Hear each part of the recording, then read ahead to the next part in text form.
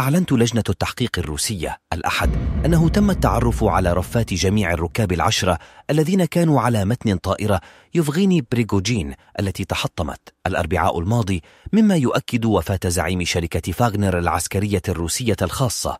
وجاء في بيان مقتضب نشر على قناة تيليجرام التابعة للجنة كجزء من التحقيق في حادث تحطم الطائرة في منطقة تفير، تم الانتهاء من الفحوصات الجينية الجزيئية.